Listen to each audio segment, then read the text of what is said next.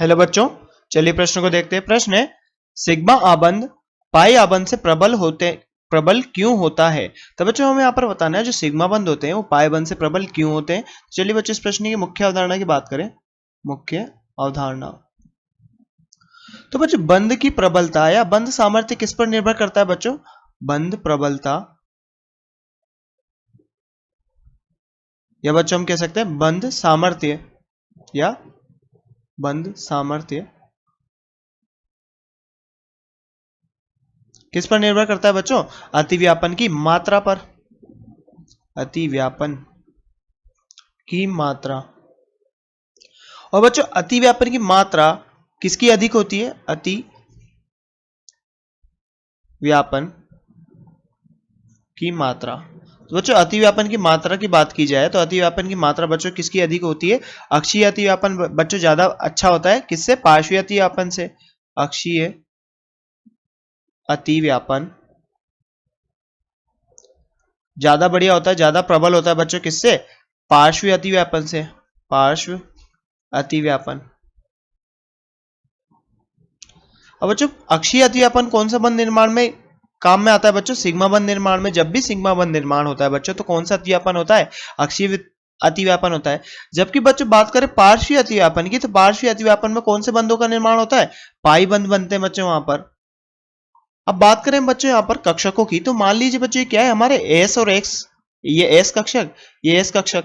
अब बच्चों इनमें अतिव्यापन होगा, ये अतिव्यापन हुआ तो ये बच्चों यहाँ पर अतिव्यापित होकर सिग्मा बंध बनाते हैं, क्योंकि बच्चों ये कैसी अतिव्यापन हो रहा है इनका, अक्षीय अतिव्यापन। ये क्या है, सिग्मा बंध। हम यहाँ पर क्या हो रहा है, अक्षीय अतिव्यापन। अब बच्चों अक्षीय अतिव्यापन में ये जो दोनों जो ऑर्बिटल हैं, दोनों जो कक्षक है बच्चों, ये आपस में एक दूसरे पर अतिव्यापित होते हैं। और बच्चों अक्षीय अतिव्यापन का क्षेत्रफल अधिक होता है, तथा जो इलेक्ट्रॉन होते हैं बच्चों, ये इलेक्ट्रॉन मतलब इन नाभिकों के बीच में इलेक्ट्रॉन घनत्व होता है। अगर यहाँ सिग्मा बंध है तो यहाँ पर क्या होगा, इलेक्ट्रॉन। अब यहाँ पर इलेक्ट्रॉन है तो बच्चों ये दो नाभिकों के बीच में इलेक्ट्रॉन है तो यहाँ पर क्या लगेगा, प्रबल आकर्षण लगेगा। इस कारण से बच्चों ये क्या होगा, बंध प्रबल होगा, यहाँ प्रबल आकर्षण। अगर हम बात करें बच्चों पी के साथ अगर सिग्मा बंध के निर्माण की बात करें तो बच्चों जैसे ये पी ऑर्बिटल है, ये पी ऑर्बिटल है, और इधर भी बच्चों एक और पी ऑर्बिटल है। तो यहां पर पी ऑर्बिटल के बीच में अतिव्यापन हुआ तो यहां पर सिग्मा बंध बना। अब सिग्मा बंध बच्चों कैसा होता है, अक्षीय अतिव्यापन से बनता है। तो यानी यहां पर क्या होंगे बच्चे, इलेक्ट्रॉन होंगे। अब इस नाभिक का इस नाभिक में, इस पी ऑर्बिटल में ये इनके नाभिक हो गए। अब इन नाभिकों के बीच में इलेक्ट्रॉन है। इलेक्ट्रॉन कहां है बच्चों, मध्य में, नाभिकों के मध्य, नाभिकों के मध्य। तो बच्चों नाभिकों के मध्य तो आकर्षण क्या है, अधिक है, और आकर्षण अधिक है तो बंध क्या होगा, प्रबल होगा। अब बात करें बच्चों पाई बंध की यानी पार्श्वीय अतिव्यापन की, तो पार्श्वीय अतिव्यापन पे बच्चों कैसा होता है, पी ऑर्बिटल देखें अगर हम यहाँ पर पी कक्षक, तो ये बच्चों हमारा पी कक्षक है।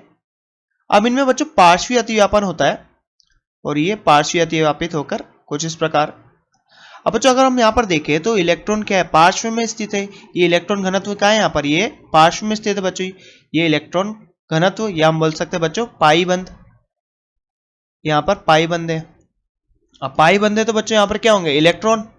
अब यहाँ इलेक्ट्रॉन उपस्थित है यानी बच्चों यहाँ पर नाभिक और इलेक्ट्रॉन के मध्य आकर्षण होना चाहिए था, परंतु बच्चों इलेक्ट्रॉन घनत्व नाभिक से दूर है। इलेक्ट्रॉन घनत्व क्या है, नाभिक से दूर, तो बच्चों यहाँ उतना प्रबल आकर्षण नहीं होता। तो यहाँ आकर्षण का मान क्या होगा बच्चों, कम होगा। अब आकर्षण कम होगा तो बच्चों इसकी प्रबलता क्या होगी, कम होगी बंध की। इसलिए बच्चों पाई बंध क्या होता है, दुर्बल होता है किससे, सिग्मा बंध से। क्योंकि सिग्मा बंध में बच्चों इलेक्ट्रॉन घनत्व दो नाभिकों के मध्य में होता है, जबकि पाई बंध में इलेक्ट्रॉन घनत्व नाभिकों से दूर होता है। इसलिए बच्चों आकर्षण कम रहता है तो प्रबलता कम होती है। तो बच्चों जैसा कि हमसे प्रश्न में पूछा गया था कि सिग्मा बंध पाई बंध से प्रबल क्यों होता है, तो बच्चों हमने यहाँ पर देखा कि सिग्मा बंध पाई बंध से प्रबल क्यों होता है। तो बच्चों आशा करते हैं आपको प्रश्न समझ में आया होगा। धन्यवाद।